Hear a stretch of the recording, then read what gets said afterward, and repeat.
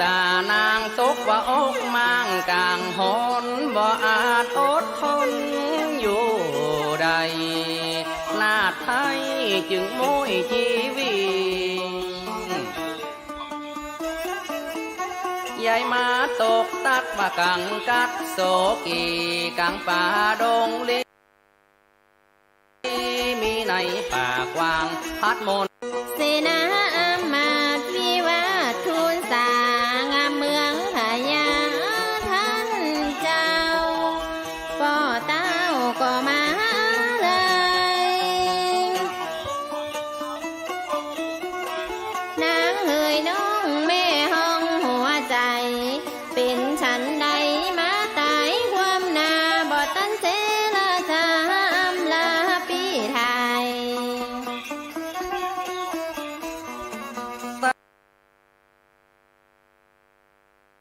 เต้าเขินเวียงใจไปส่งสาการยอดตานกูก่อตกต่อหน้าไทยเทวีติดตั้งต่อนั้นนานมาหลายปีตั้ง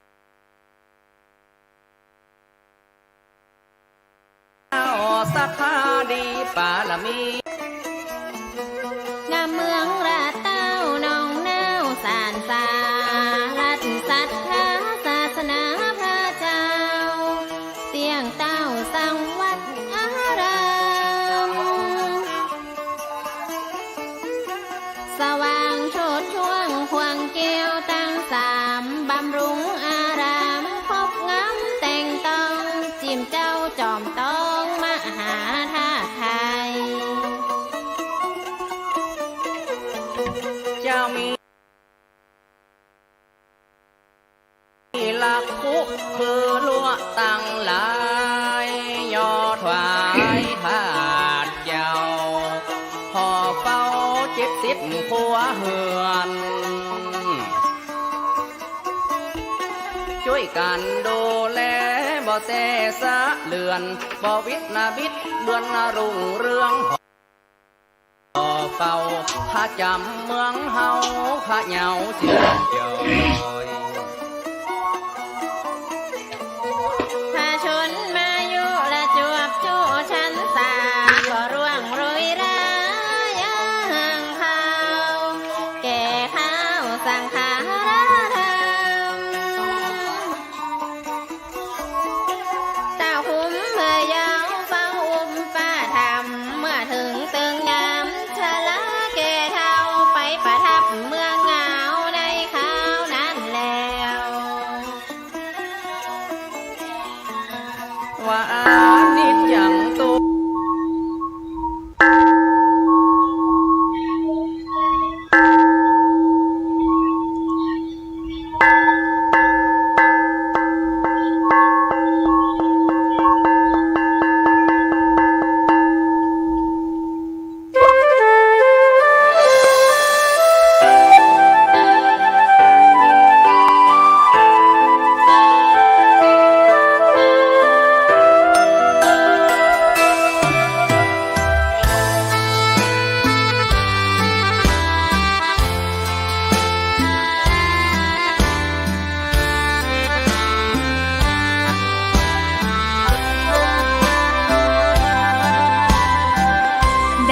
เกิดเป็นคนนั้นยากจริงนะ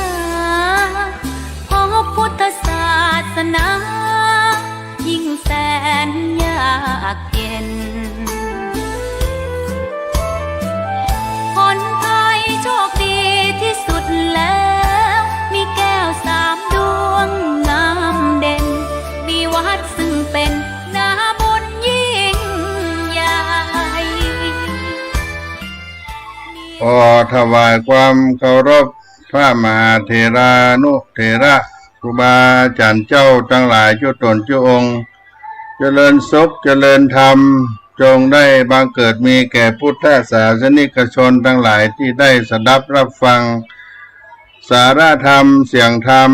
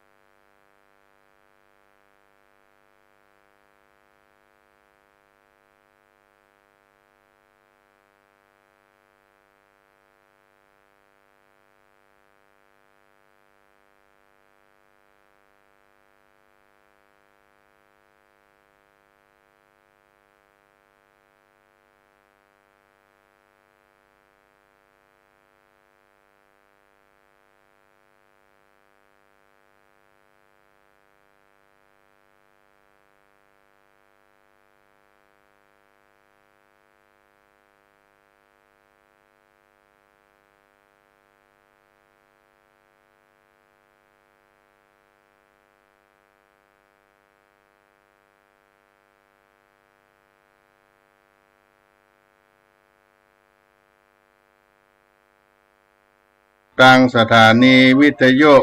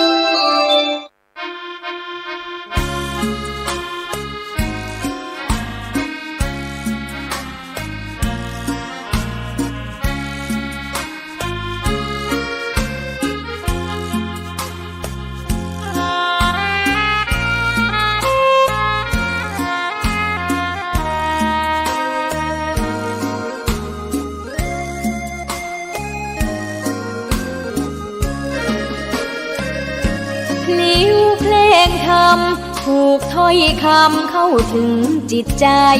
ฟังรายการวิทยุเสียงใสส่งถึงใจ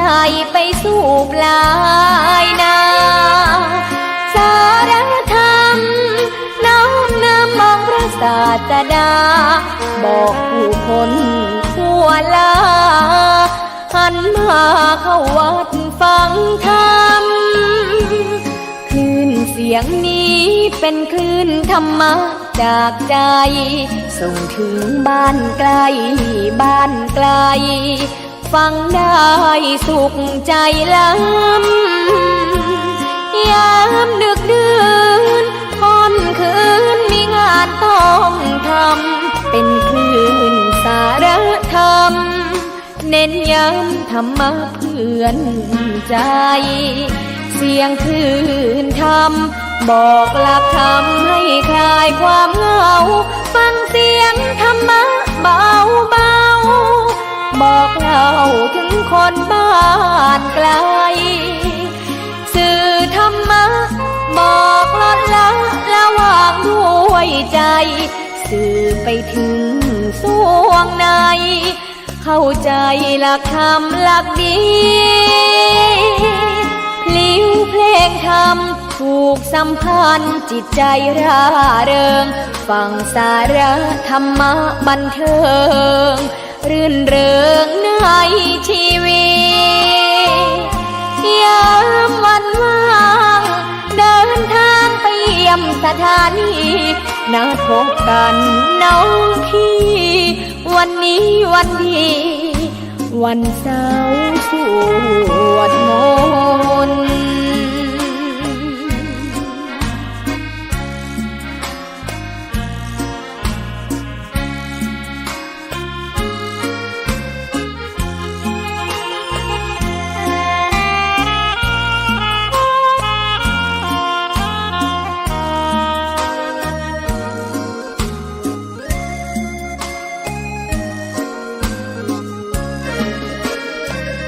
เสียงคลื่นธรรมบอกหลักธรรมให้คลายความเหงาฟังเสียงธรรมะเบาเบาบอกเล่าถึงคนบ้านไกลสื่อธรรมะบอกลดละละวางด้วยใจสื่อไปถึงสวงในเข้าใจหลักธรรมหลักดีพลิ้วเพลงธรรมถูกสัมพันธ์จิตใจร่าเริงฟังสาระธรรมะบันเทิงรื่นเริงในชีวิตยามวันว่างเดินทางไปเยี่ยมสถานีนัดพบกันน้องพี่วันนี้วันดีวันเสาร์สวดมนต์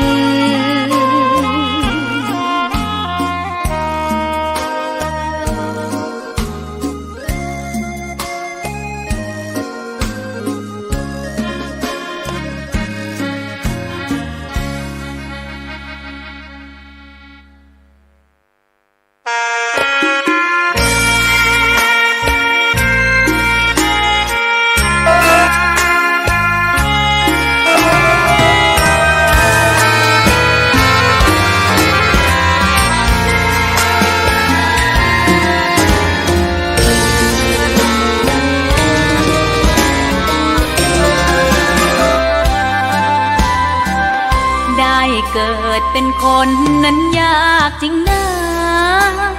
เพราะพุทธศาสนายิ่งแสนยากเย็นคนไทยโชคดีที่สุดแล้วมีแก้ว3 ดวงงามเด่นมีวัดซึ่งเป็นนาบุญยิ่งใหญ่มีศาสนาพุทธประจำชาติไทยอยากหล่ออยากสวยเราต้องรักษาศีลอยากมีอันจะกิน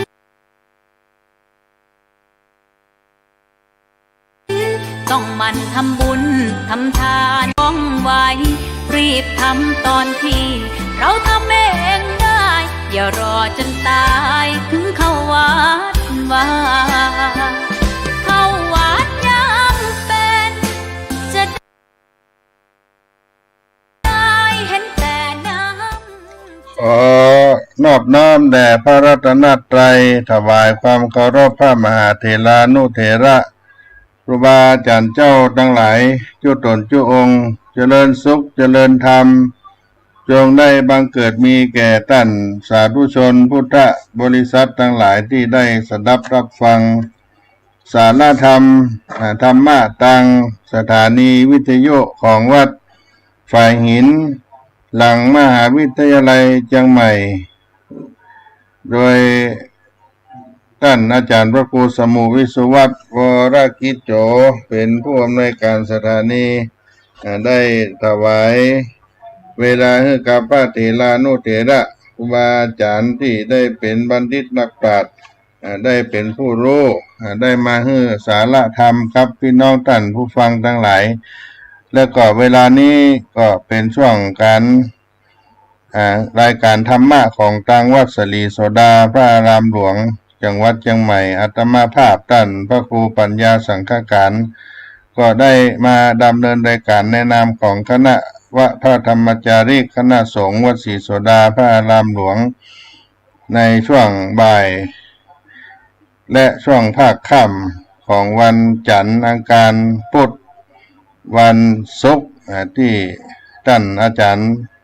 พระครูสมุวิสุวัตรวรกิจโจได้ถวายเวลาให้กับต่างวัดสลีโสดาพระอารามหลวงได้มาพบกับพี่น้องท่านผู้ฟังทั้งหลายก็ได้ผ่านพ้นเวลา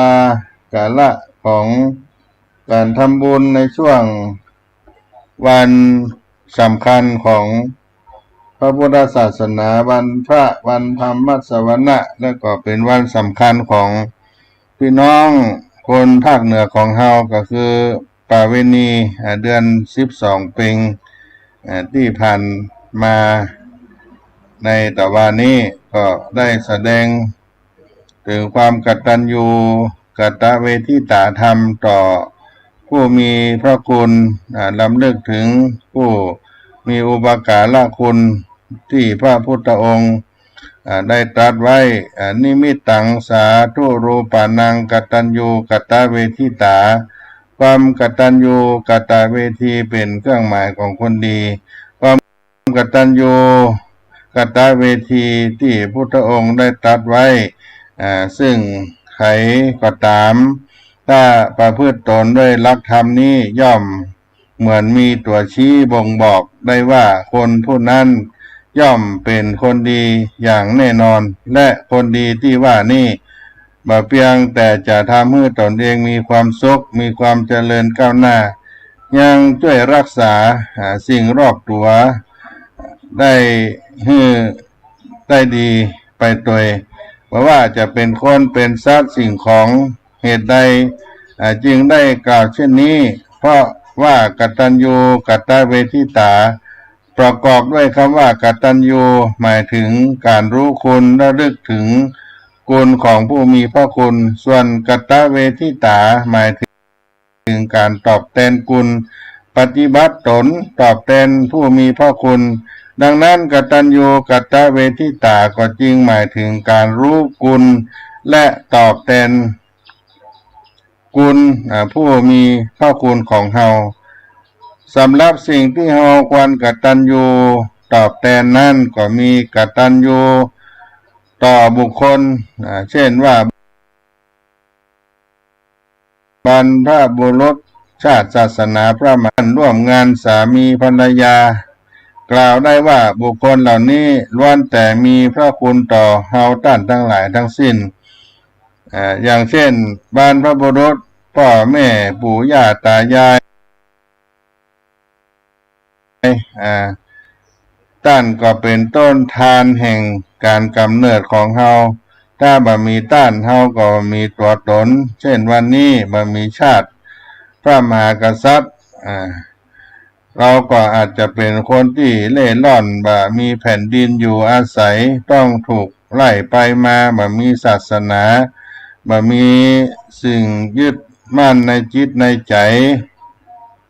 บ่มียึดลักชีวิตอาจจะล่องลอยไร้แก่นสารหาความสุขความเจริญบ่ได้บ่มีครูบาอาจารย์สอนสั่งเฮาก็อาจบ่มีวิชาความรู้ก็กลายเป็นคนเบาปัญญาหรือบ่มีวิชาชีพที่ทำมาหากินบ่มีผู้บังคับบัญชาหรือเพื่อนร่วมงานก็บ่มีคนดูแลสอนงานช่วยงานเฮาก็อาจบ่มีทรัพย์สินเงินทองใช้จ่ายในการดำรงชีวิตบ่มีสามีภรรยาเฮาก็บ่มีเพื่อนคู่คิดมิตรคู่ใจเป็นต้นก็จะหันได้ว่าคนทั้งหลายเหล่านี้ล้วนมีส่วนช่วยให้เฮามีชีวิตที่สมบูรณ์ก็จึงควรตอบแทนด้วยการแสดงความรักความหวังดีอย่างเหมาะสมตามโอกาสและให้ความช่วยเหลือตามสมควรทั้งนี้ก็ต้องอยู่บนพื้นฐานที่บ่เบียดเบียนหรือสร้างความเดือดร้อนต่อตนเองหรือผู้อื่นจึงจะเป็นการกตัญญูกตเวทีที่ถูกต้องบ่ใช่ว่าเพื่อนที่มีพระคุณให้เฮาใจให้เฮาไปทำร้ายศัตรูของเพื่อนของเขาเฮาก็ยอมไปทำตามเพราะถือว่าต้องตอบแทนคุณนี้บ่ใช่ความกตัญญูและบ่ถูกต้องจะกลายเป็นการสร้างบาปกรรมเป็นบาปแก่เฮาและผู้มีพระคุณเพิ่มขึ้นดังนั้นเฮาก็จึงต้องรู้จักเลือกแทนคุณให้ดีและเหมาะสม 2. กตัญญูต่อสัตว์ที่มีคุณทำประโยชน์ให้เฮาสัตว์เหล่านี้แม้จะเป็นเพียงสัตว์เดรัจฉานเฮาก็เป็นผู้เลี้ยงดูมันแต่มันก็มีคุณต่อเฮาบ่น้อยจ้างม้างัวควายที่เฮาใช้ทำการเกษตรให้ทำนาไถนาเป็นพาหนะการค้าการขายการไปสัญจรต่างๆใช้ในการทำมาหากินการหารายได้แม้แต่สุนัขที่เฮาเลี้ยงในบ้านในเฮือนช่วยเฝ้าหอเฝ้าเฮือนของเฮาช่วยนำทางให้เฮาไปหั่นไปนี่เหล่านี้ก็เป็นผู้มีคุณต่อเฮาที่ได้อยู่ได้อาศัยเพราะฉะนั้นก็บอกวันทอดทิ้งในความระลึกถึงคุณของเปิ้น 3. กตัญญูต่อสิ่งของที่ใช้เป็นประโยชน์ต่อคุณต่อตนสิ่งเหล่านี้ส่วนใหญ่มักจะเป็นสิ่งของที่ใช้ในการทำมาหากินตั้งแต่เฮาเริ่มต้นวิถีชีวิตของเฮาทุกอย่างนี่เป็นคุณก็แต่แก่เฮาทั้งนั้นบอกว่าเป็นหม้อไหถาไหลถ้วยช้อนต่างๆเครื่องทำมาหากินในชีวิตของเฮาก็เป็นคุณของเฮาทั้งนั้นอันนี้เป็นสิ่งของที่เฮาใจเป็นคุณประโยชน์ต่อเฮานอกจากนี้เฮาจะหันได้ว่าความกตัญญูกตเวทีบอกว่าต่อคนต่อทรัพย์สิ่งของสิ่งแวดล้อมต่างๆนานาก็มีคุณประโยชน์ให้เฮาตั้งแต่เฮาได้ใช้ได้ประโยชน์กับเปิ้นมีสิ่งที่เฮาได้ใช้ได้ทำก็จะต้องตอบแทนสนองคุณด้วยความปรารถนาดีและก็ตระหนักถึงอุปการะคุณต่างๆและสิ่งนี้เองที่จะทำให้เฮาได้เป็นบุคคลที่มีความกตัญญูกตเวทิตาธรรมเพราะฉะนั้นเฮาได้ทำบุญได้สร้างกุศลบุญบารมีตามประเพณีอุทิศส่วนกุศลไปให้ปู่ย่าตายายบรรพชนบรรพบุรุษบูรพาจารย์ของเฮาในประเพณีเดือน12เพลงที่ผ่านมาได้ถือว่าเป็นประเพณีที่เฮาได้ทำบุญในความเชื่อที่เปิ้นได้มีการปล่อยดวงวิญญาณปล่อยผีปล่อยเพศมารับส่วนบุญส่วนกุศลที่ในประเพณีเดือน12ซึ่งแต่ละภาคแต่ละท้องถิ่นก็มีการทำบุญเช่นเดียวกันอย่างภาคกลางก็มีเป็นวันศาสตร์ไทยตรุษศาสตร์ที่ได้ทำบุญให้กับ ผู้ได้ลงรับกันไปทางอีสานก็เป็นประเพณีบุญเข้าประดับดินและทางภาคใต้ก็เป็นประเพณีชิงเปรตอุทิศส่วนกุศลไปให้ผู้ตายเพราะฉะนั้นทางภาคเหนือของเฮาได้ทำบุญอุทิศคือกับผู้ล่วงรับขันที่ได้ตายไปในเดือน12นี้ก็ถือกันว่าตั้งแต่วันออก1 ค่ำไปถึงแรม14 ค่ำนั้นที่พญายมราชเพิ่นได้ปล่อยวิญญาณทรัพย์ผู้ตายได้กลับมาสู่มนุษย์สโลกเมืองโคนเพื่อขอรับเอาส่วนบุญส่วนกุศลจากญาติพี่น้องลูกหลานที่จะให้เขาได้พ้นภาวะความทุกขเวทนาลำบากเป็นเปรตอสุรกายทั้งหลายก็ปฏิบัติประเพณีการด้วยกตัญญูให้เฮานั้นได้ฮู้บุญฮู้คุณและได้พบกับความสุขในการทำบุญแล้วเขาก็จะได้ไปสู่ความสุขในปรโลกไปหน้าพ้นจากความทุกขเวทนาและผู้ทำบุญก็จะได้รับอานิสงส์แห่งทานนั้นมาติดตัวตนไปซึ่งก็ได้มีความเชื่อถือกันมาแต่โบราณกาลก็คือที่เรื่องกล่าวในพระพุทธศาสนาที่เรื่องของเปรตของพระเจ้าบิมพิสารที่ได้กล่าวในกัปที่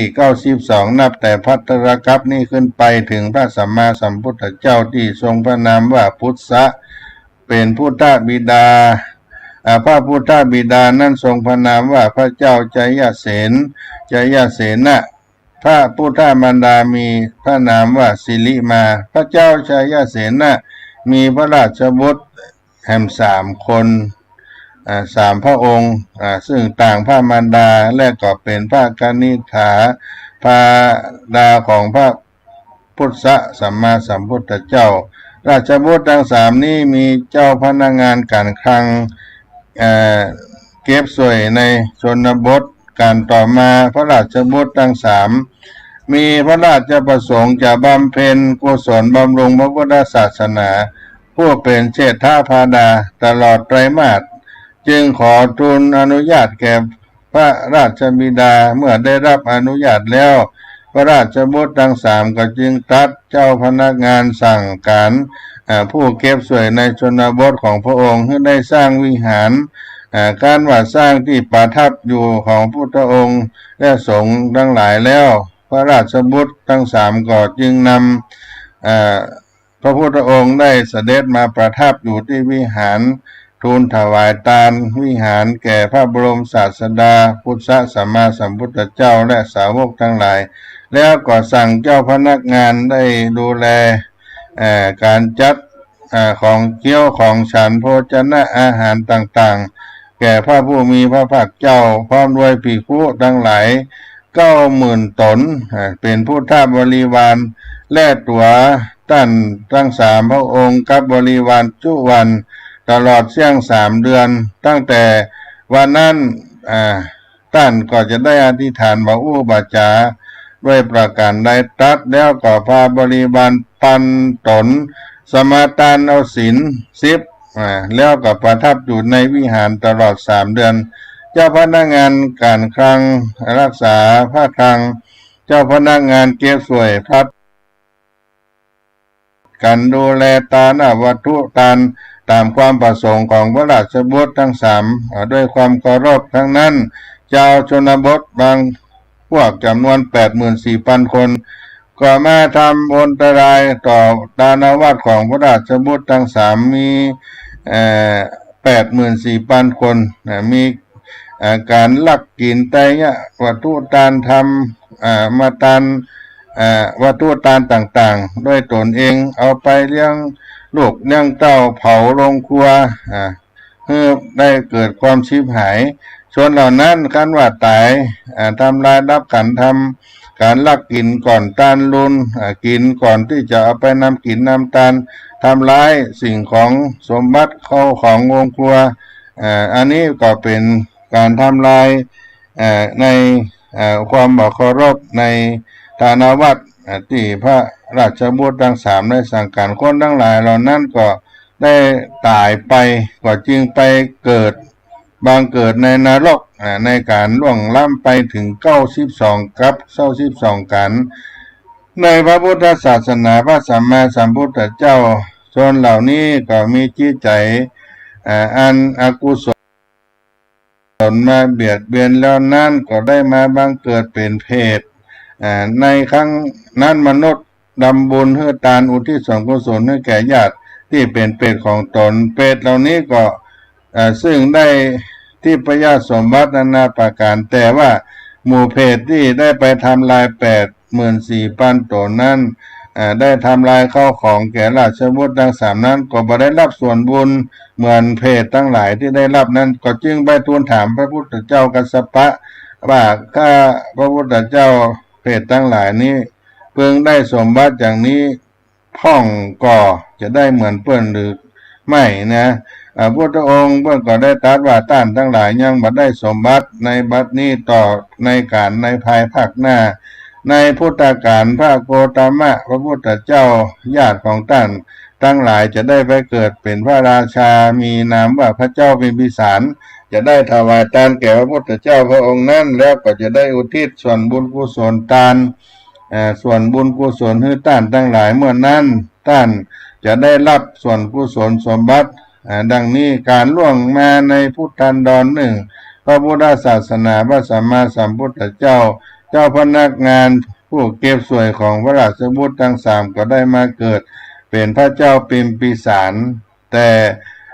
ก็บ่ได้อุทิศส่วนบุญสุกุศลให้เปรตเหล่านั้นเปรตที่เป็นญาติเหล่านั้นก็มาคอยรับส่วนกุศลเมื่อได้รับส่วนกุศลตามปรารถนาบ่ได้รับส่วนบุญส่วนกุศลตามปรารถนาก็มีการเสียอกเสียใจพอถึงราตรีการคืนนั่นก็ไปทำเสียงประหลาดที่น่ากลัวพืชสะเพิงกว่าข้าพเจ้าพิมพิสารได้ยินทั่วพระราชวิเวศนครพระเจ้าพิมพิสารได้เห็นเหตุการณ์อย่างนั้นลุงเจ้าก็มีความม่วนอกม่วนใจในพระหฤทัยก็ไปเข้าเฝ้าพระพุทธเจ้าถามเหตุการณ์นั้นพุทธเจ้าพุทธะท่านก็ได้ตรัสบอกกล่าวแก่พระเจ้าพิมพิสารพระพุทธองค์โกตมะเฮานี้ได้ตรัสเนื้อความทั้งหลายว่าพระเจ้าพิมพิสารได้ทรงทราบที่ได้อาราธนาพุทธเจ้าไปรับไตรยธรรมแก่พระเจ้าพิมพิสารแล้วก็บ่ได้อุทิศส่วนกุศลให้กับญาติเหล่านั้นก็จึงเกิดเหตุการณ์อย่างนี้ที่ญาติทั้งหลายนั้นเป็นเปรตมาขอทานพระองค์ก็ได้ตรัสแก่พระเจ้าพิมพิสารแล้วพระพุทธองค์ก็ได้แจ้งความทราบตามนั้นพระเจ้าพิมพิสารก็ได้กระทำการตามพุทธดำรัสแล้วก็อาราธนาได้รับถวายทานไตรยธรรมในพระราชนิเวศพระองค์ก็ได้ทรงอุทิศส่วนกุศลให้กับญาติทั้งหลายก็ได้รับส่วนบุญส่วนกุศลจากการที่เป็นเพศที่น่ากลัวมีผิวพรรณวรรณะก็ได้ครับมีผิวพรรณวรรณะสดใสขึ้นมาแล้วพระเจ้าพิมพิสารก็ได้ทำบุญอุทิศส่วนกุศลถวายยาคูของเกี้ยวของฉันเพศทั้งหลายเหล่านั้นก็ได้ที่พยสมบัติบังเกิดขึ้นกับเพศทั้งหลายมีผิวพรรณวรรณะได้ถวายทานผ้าไตรผ้าจีวรให้กับเพศทั้งหลายก็มีร่างกายที่สดใสมีวรรณะเกิดขึ้นแล้วอานิสงส์การได้ทานผ้าเครื่องอาสนะทั้งหลายก็สำเร็จประโยชน์แก่เพศหมู่นั้นก็ได้ประสบความสุขพระเจ้าพิมพิสารก็ทรงสมนัสยิ่งนักในครั้งนั้นเรื่องสืบมาด้วยว่าพระพุทธเจ้าพระองค์ก็ได้ทรงแสดงในติโลกันดสูตรทรงสรรเสริญการที่ได้อุทิศการทำบุญให้กับผู้ที่ตายไปทานทั้งหลายก็ไปถึงญาติที่ได้เกิดเป็นเปตวิสัยแล้วก็ได้รับส่วนบุญส่วนกุศลเป็นการได้ให้ทานแก่ผู้ที่ได้ตายไป เป็นบุญกุศลให้เขาได้รับความสุขพ้นจากทุกขเวทนาได้เกิดในแดนสุขไปเข้าป่าอาหารของข้าวของหวานตามธรรมเนียมโบราณล้านนาของเขาได้ทานทำอานิสงส์ทำผีตายทำนิพพานสูตรทำเปตตาภีทำอะไรโพธิโลกทำมหามุระนิพพานสูตรที่เป็นเรื่องกล่าวถึงการทำบุญให้กับผู้ตายเหล่านี้ก็ให้ได้เป็นพระอานิสงส์ให้แก่เขาทั้งหลายได้รับส่วนบุญส่วนกุศลเพราะฉะนั้นการได้ให้ทานทำทั้งหลายเป็นธรรมเปตตาภีมาลัยโพธิโลกมุระนิพพานสูตรมหามุระนิพพานสูตรเหล่านี้ก็จะให้พระสงฆ์ได้รับถวายทานและได้นำเอาธรรมะนี้ได้แสดงแก่ผู้ได้ถวายทานได้ฟังธรรมบุพเปตตาภีอุทิศหาคนตายไปตัวก็ให้เกิดประโยชน์กับผู้ได้ถวายทานสร้างความกตัญญูกตเวทีต่อวรรพชนเป็นการสงเคราะห์ช่วยเหลือเกื้อกูลพระพุทธศาสนาถวายแก่พระสงฆ์เกื้อหนุนเจือจูนสืบทอดประเพณีให้ได้มั่นคงดำรงไว้ในพระพุทธศาสนาการทำบุญหาผู้ตายในเดือน12ทางเหนือของเฮาก็เป็นประเพณีที่ดีงามที่ได้ควรสืบสานอนุรักษ์กันไว้ในการทำบุญในทางพระพุทธศาสนาเราได้ทำบุญเพราะทำไมเราจะต้องทำบุญเพราะบุญนั้นเป็นพลังงานที่เป็นพลังดึงดูดความเจริญมาสู่ชีวิตเป็นต้นเหตุแห่งความสุขความสำเร็จในชีวิตถ้าบุญน้อยอุปสรรคในชีวิตก็มากถ้าบุญมากอุปสรรคในชีวิตก็น้อยลงถ้าบุญอ่อนกำลังลงหรือว่าบุญหมดบาปที่เราเคยทำก็จะได้โอกาสส่งผลให้ชีวิตเราได้มีอุปสรรคต่างๆนานาจะได้เจ็บไข้ได้ป่วยมามีความสุขหมดอำนาจวาสนาเสียชื่อเสียเสียงแม้แต่คนที่รักกันก็หมดฮักแม้ทรัพย์ที่มีอยู่ก็น้อยนิดก็รักษาไว้บ่ได้ฉะนั้นการจะมีทรัพย์สมบัติทุกอย่างความสมบูรณ์พร้อมในชีวิตก็ต้องมีบุญที่มากเพียงพอซึ่งบอกว่าจะอยู่ในสถานภาพใดล้วนต้องอาศัยบุญทางนั้นบอกว่าจะอยู่ในแบบพอกินพอมีหรือคิดจะเป็นเศรษฐีมหาเศรษฐีเป็นพระราชามหาจักรพรรดิแม้กระทั่งปรารถนาที่จะหมดกิเลสบรรลุมรรคผลนิพพานเป็นพระอรหันต์เป็นพระเจกพุทธเจ้าเป็นพระสัมมาสัมพุทธเจ้าก็จะต้องมีบุญถึงบารมีถึงจะดำรงอยู่ในสภาวะนั้นได้อย่างมั่นคงและมีความสุขโดยเหตุนี้เฮาก็จึงหลีกเลี่ยงบ่ได้ที่จะต้องสั่งสมบุญเพราะบุญคือเบื้องหลังความสุขความสำเร็จในชีวิตของเฮาทุกระดับด้วยความแท้จริงเพราะฉะนั้นญาติโยมได้สร้างกุศลได้สร้างบุญก็ขอได้เป็นพระนาบุญให้เฮาท่านทั้งหลายได้รับส่วนบุญกินบุญทานในครั้งนี้เป็นความกตัญญูกตเวทิตาธรรมแก่เฮาตัวนอ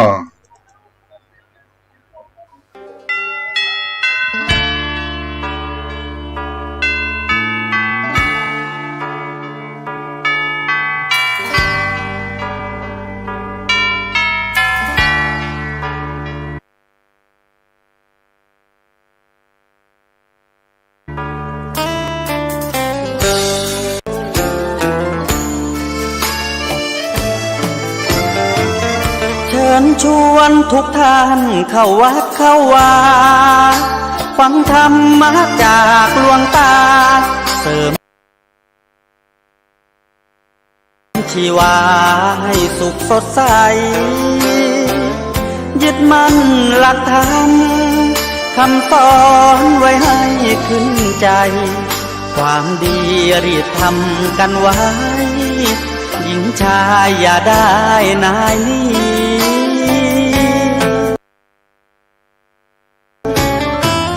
เชิ ชวนทุกท่านเข้าวัดเข้าวาทำบุญด้วยจิตศรัทธาบุญบุญพาให้เราสุขี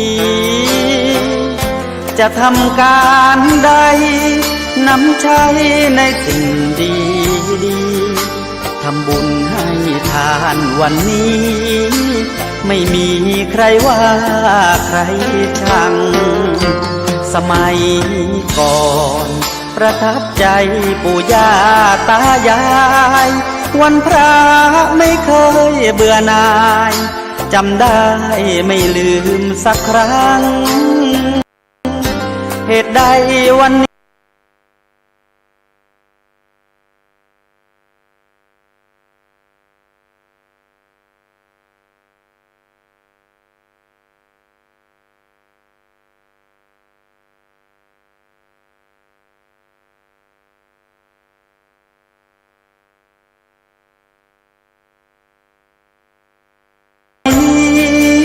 มีคนเข้าวัดไม่จากการงานเมื่อใดเชิญชวนท่านไปทำบุญ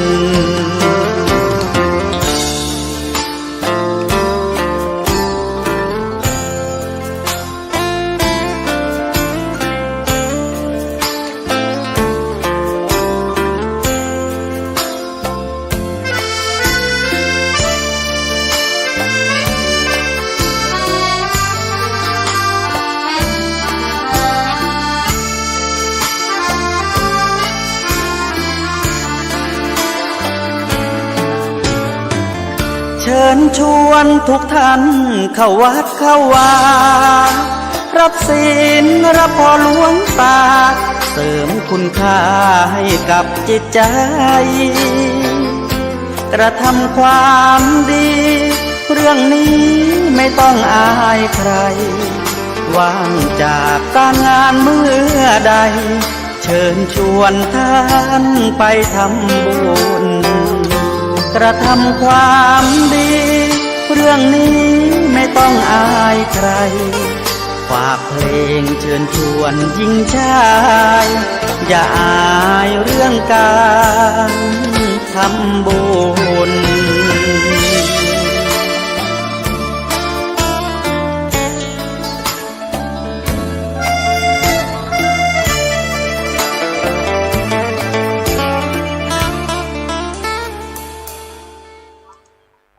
ก็ได้มาถึงช่วง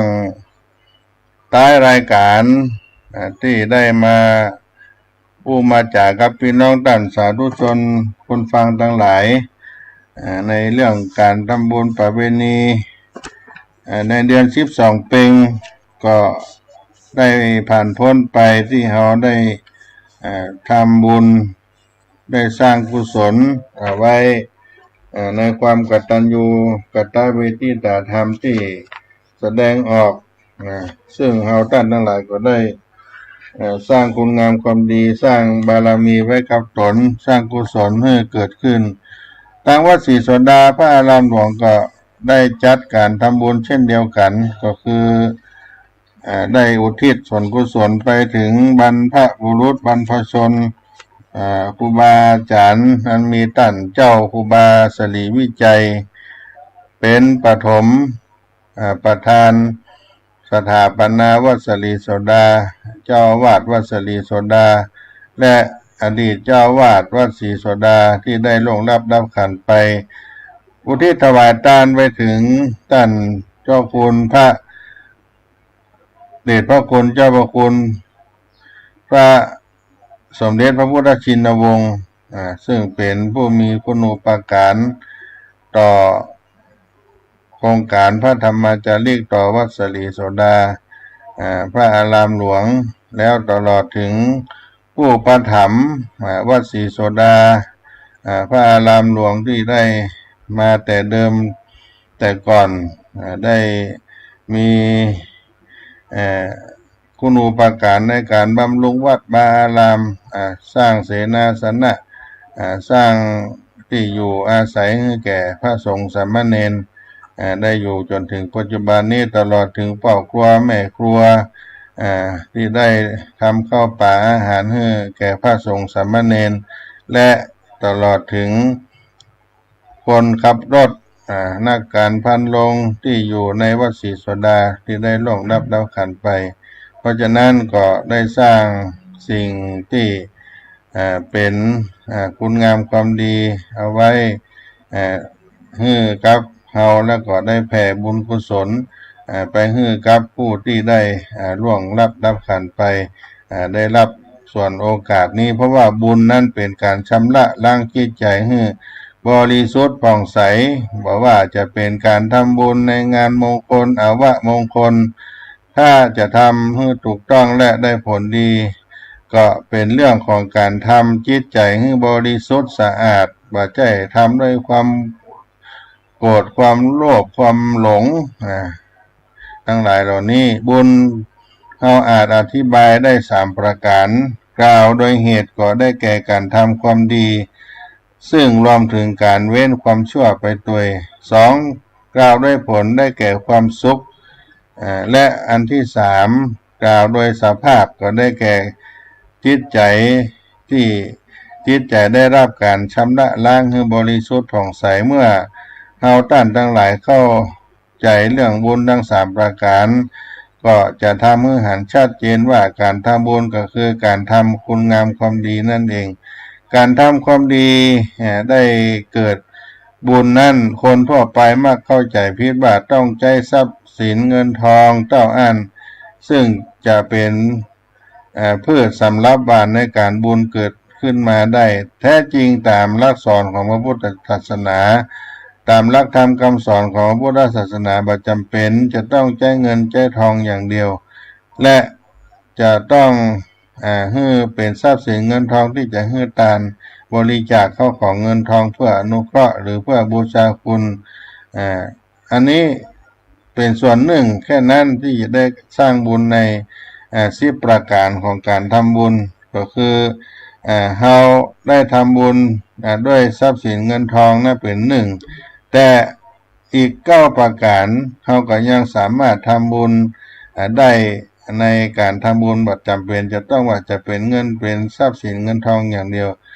ในบุญทั้ง10ประการนั้นก็มีการเอื้อเฟื้อแบ่งปันการรักษาศีลการทำใจให้สงบการทำจิตใจให้สงบมีปัญญาเกิดขึ้นมีการอ่อนน้อมถ่อมตนการขวนขวายในกิจที่ชอบช่วยเหลือผู้อื่นการให้ส่วนบุญแบ่งปันบุญให้ผู้อื่นและก็ยินดีที่ผู้อื่นได้รับความดีการฟังธรรมหรือฟังคำแนะนำอันเป็นธรรมะนี่ก็เป็นบุญอย่างหนึ่งและการที่เอาธรรมะไปแนะนำผู้อื่นก็เป็นบุญอย่างหนึ่งการทำความเห็นให้ถูกต้องตามทำนองของธรรมทั้ง10ประการนี้ก็จะเห็นชัดเจนว่าเป็นการทำบุญที่นอกจากการให้ทานแล้วก็จะมีแถม9อย่างที่เราสามารถทำบุญได้โดยบ่ต้องเสียทรัพย์สินเงินทองประการใดเพราะฉะนั้นการทำบุญทำเป็นทำถูกก็ได้บุญถ้าทำบ่เป็นทำบ่ถูกแม้จะลงทุนลงแรงมากก็อาจได้บุญน้อยเพราะฉะนั้นเราจะต้องทำบุญด้วยความสมบูรณ์ถูกต้องตามหลักในการทำบุญ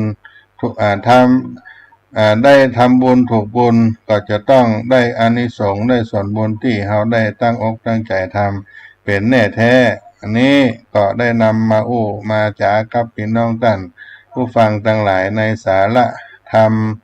ก็ข้ามยามเย็นที่เราได้มามาจากกันที่นี่ให้เราท่านทั้งหลายได้มีส่วนได้การสร้างคุณงามความดีพี่น้องศรัทธาบางท่านที่ยังบัดตัวบัดตันในการทำบุญก็ยังมีโอกาสเวลาอยู่เนอะเพราะว่าการทำบุญอุทิศส่วนกุศลไปให้บรรพบุรุษบรรพชนของเราก็ยังไปถึงเดือน12ลง14ค่ำเป็นวันที่เขาได้สร้างบุญนี้ไปแถมเพราะฉะนั้นทางวัดสลีโสดา